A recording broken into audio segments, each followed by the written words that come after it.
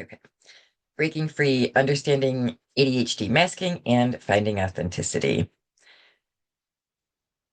So I am Kat Sweeney. I'm a master certified life coach and ADHD coach. I am also a survivor, a ADHD mom of ADHD kids who are now adults, a community builder, a conscious business owner, a dog mom to two very adorable dogs, and a cat who runs the house and knows it. I'm a radio co-host and a advocate for LGBTQ disability and ADHD rights. My basic journey. So I was that weird kid that was very forgetful, that every teacher, every report card from forever said I wasn't living up to my potential. I wouldn't sit still. I couldn't stop talking. I didn't have a lot of friends. And I began avoiding school in earnest around third grade. And that led to the rest of my school career was full of arguments and punishments and school avoiding, and it was not fun. I ended up dropping out of high school and becoming a mom at age 17. Um, because of the way I was raised and all of the negative input I got, I truly believed that I could not do anything other than be a mom, that I wouldn't be good at anything other than being a mom because I was either lazy or incompetent or etc. So I became a mom at 17. And for the next 30 years, what I did was be a mom to ADHD kids. Two kids, both had wildly differing ADHD presentations. One was very similar to me, one was like an alien. But we did survive. Both kids graduated college. And then I had no idea what I was going to do with myself because I was still in the mindset that the only thing I could be good at was being a mom. And now the kids were grown and out of the house. And so what was I going to do? I never dreamed I could be a business owner. I never dreamed um, that that was anywhere near my capacity. And I hadn't worked full time in since the kids were little. Um, so I didn't know what I was going to do. I kind of fell into coaching accidentally. um, I was working as a virtual assistant for a friend of mine who was a psychiatric nurse practitioner. Um, and she specialized in working with people with ADHD. And so she had asked me at one point if I could do some coaching with some of her clients that was more around like, how do you remember to take your medication? How do you remember to, how do you keep track of your side effects so that you can talk to your doctors about them, things like that. And I really enjoyed it. And so then I went to coaching school. First, I went to Certified Life Coaching Institute, and then I went to the school is called Mentor Coach for my ADHD coaching training. And I opened my business 2 years ago, and I got approved for my very first mortgage yesterday. So, yeah, so I'll call that a success. My why, the why I'm a coach and why specifically I'm an ADHD coach is all of that journey. I don't want other kids to grow up feeling like they don't have any options. I don't want adults to have the guilt and the shame that comes with a lifetime of being told you are too much, too lazy, too messy, too talkative, et cetera, et cetera. And so I do a lot of work to help break down those um, shame and guilt barriers. You are brave. I just liked that thing, so I put it there.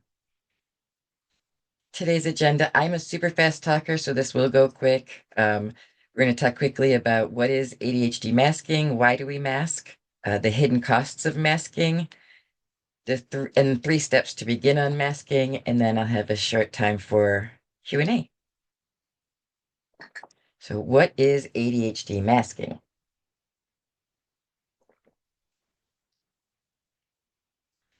The dictionary defines it as a survival strategy to fit societal norms. So typically, this shows up in ways like mimicking other people's facial reactions, moderating your tone of voice, trying to sit still, um, mimicking neurotypical behavior, suppressing your ADHD traits, trying not to fidget. It also can be overcompensating, where you might be concentrating so hard on your facial features that you're not actually paying attention to what's going on. And so we develop these strategies so that people will stop telling us to be normal or sit still or act like your brother or act like, act like a lady, especially. Ugh, sorry. um, and it's not inherent, masking isn't inherently bad, um, especially for kids who may be in situations that require them to, right? If you got a harsh teacher or your parents aren't understanding, it's a survival technique and it works and it works and adults do it to keep their jobs, right? Or manage other social situations. So it's not automatically bad, but it is important to understand its purpose and its impact. We mask for several reasons. The biggest of them being societal pressures, the demand to conform and be, quote, normal or neurotypical. Um, I know that I fidget a lot, and I spent many, many years trying to hide my fidgeting, or tone it down so that I wasn't annoying anybody. I was consistently worried about annoying people. Um, Fear of judgment or misunderstanding. A lot of kids and teens, they get labeled as weird as opposed to energetic, or it's a lot of negative criticism. We mask because we want acceptance. We want our relationships to work. We want our coworkers to like us. We want to keep our jobs. We want our friends to continue to want to spend time with us. So those are all reasons why we put on a mask and try to hold back our ADHD traits. As I mentioned, it usually begins as self-protection, but it can become harmful over time. So, using myself as an example, I was constantly being told to sit still and act like a lady, constantly, constantly, constantly. And so I tried that for a long time, and I would sit still, and I would try to cross my legs at the knee and sit in a nice way and just be a good girl. And eventually it eroded my self-confidence, and it caused a slew of other issues. What are the hidden costs of masking? So burnout, um, trying to be someone you're not or hide a part of you from people for an extended period of time is a recipe for exhaustion, um, and burnout. And uh, it's one thing when you mask for a situation, you have to go to court, you have to do something. But when you're masking around the people that you spend the majority of your time with, your loved ones, your coworkers, your friends, um, the burnout leads to anxiety. You're constantly afraid of being found out or rejected if you show your true self. Um, a lot of times, people end up feeling kind of disconnected from their own bodies or their own sense of self because they're so busy trying to mimic what other people do, that they kind of lose who they are. All of that impacts or can impact your mental health, increase stress, depression, and feelings of isolation. It can increase the risks of self-harm. It can increase the risks of um, unaliving. It can increase the risks of drug use, alcohol use, risky behaviors, more incarceration. Um, so there are lots of costs um, from from hiding and masking. So how do we break free? I meant to go back and put safely in there because a lot of people, it's not enough to be able to just break free. It's being able to break free in a way that is safe. So generally, the first step is to identify your masks.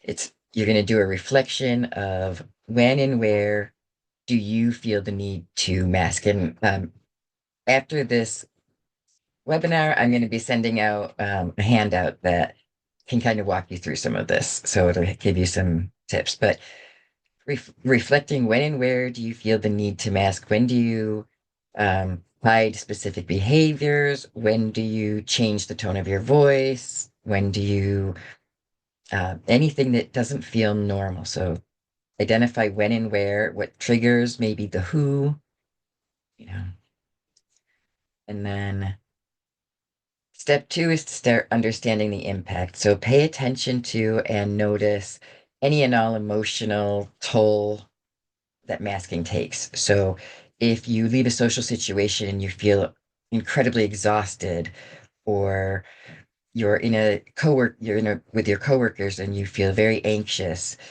try to notice those things. What feels exhausting? What physical toll does it take on your body? And then step three, begin unmasking safely. So it can take a long time to undo some of the masking behavior that we've built up over time. And this is specifically true for um, people who were socialized as female. So women and those who were socialized as women. Um, it's so ingrained in us that it takes us some time to really recognize and sort out what is us and what is a mask. And then it can be overwhelming to try to undo that. So start small. Choose one low stakes environment to practice authenticity. Pick a partner, a loved one, someone that you know you trust, and begin to take a little step towards doing whatever it is that will make you feel more authentic. Um, for me, that looks a lot of times that looks like not necessarily hiding my fidget, not making excuses when I forget something, not, you know, I used to have a list of pre-thought of excuses for things when I screwed up so that I could, explain it away. And I try really hard not to do that anymore. So those are little ways. And you want to build your support, share your intentions with your trusted allies, your friends, coworkers you trust, your kids, your parents, your partners, um, and celebrate wins. So any progress you make, no matter how small, have a piece of cake, or, like seriously celebrate, because it's not about perfection, it's about progress. And I'm a firm believer that the more we can live our true, authentic selves, the more joy we will feel. And I feel that the more joy we have, the more worth it life is living, right? Like it's all about following that joy. What's next? So if you want to dive deeper into unmasking and creating a life aligned with your authentic self, I'm going to be doing a masterclass in March. It will be 4 weeks. You will get actionable frameworks, life coaching, support, and a chance to create a lasting change in your life. It's for anybody with ADHD who wants to explore how to fully unmask and embrace their true authentic selves. It'll be a small class. I will not allow more than probably 8 people to join so that I can give coaching to everybody who's in it. The the total cost is 199, but for anybody who watches this either live or later, um, will get a $50 promo code, which I will be sending you in an email um, after this class is over. Um, I don't know why I have the same slide twice. And that is all I have today. Questions?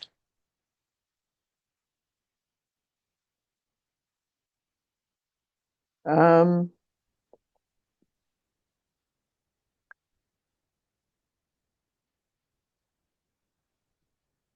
I don't have very many questions. I'm inattentive ADD, Hmm. and I am extremely forgetful, but I'm also at the age where there's um, other people who are now older and they're forgetful too. So it seems like I seem to be blending in more Okay, that's with good to with know the because, with the common forgetfulness. Or there's also I used to beat myself up about the forgetfulness, and when I realized, well, other people are forgetful too. It's like, right, well, you know, other people, if other people can forget, then it should be okay for ADDers to forget. right. Like sometimes So we're real hard on ourselves. we are. I find that ADHDers are extremely hard on themselves, and they will beat themselves up for the slightest infraction. And it's most and neurotypicals just don't do that. They screw up and they shrug their shoulders and go on. Right? That feels very unfair to me. It is. All right. So let me go ahead and stop Okay. recording.